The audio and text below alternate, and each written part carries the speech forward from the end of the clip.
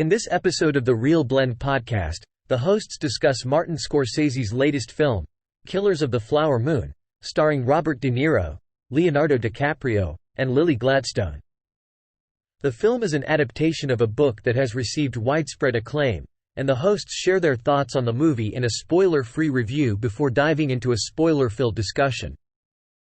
The hosts begin by acknowledging the anticipation surrounding Scorsese's films and the high expectations that come with his name.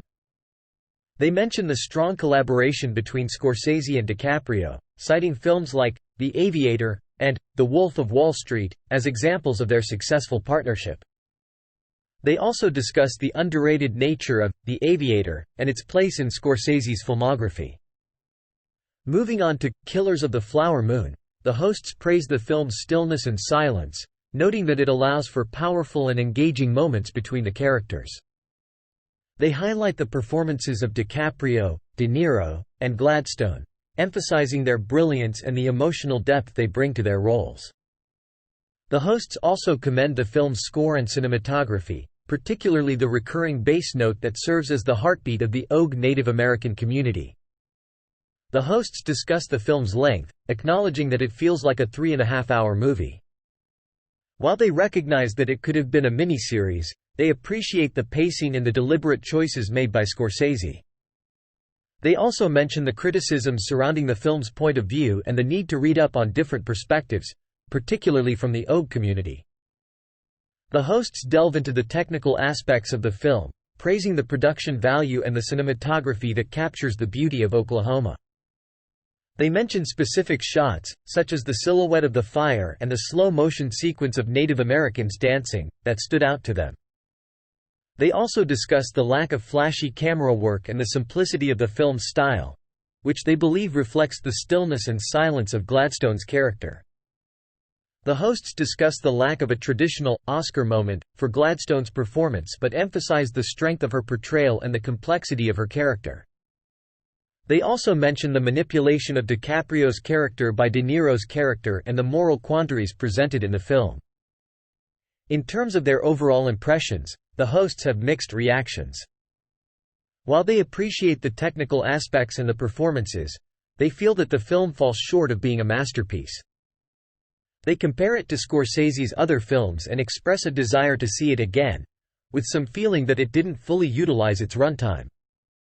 The hosts continue by discussing the language and the stillness of the film, noting that it allows the audience to feel the emotions and the moral dilemmas of the characters.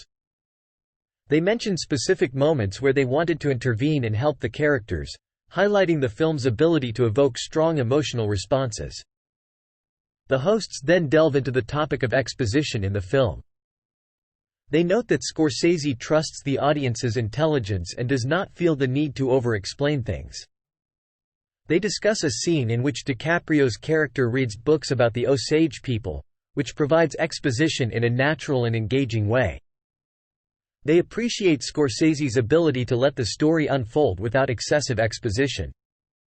The conversation then turns to the violence in the film. The hosts note that the violence is depicted in a shocking and emotionless manner, which adds to the impact of the story. They discuss how the desensitization to violence affects DiCaprio's character and his descent into a cycle of violence.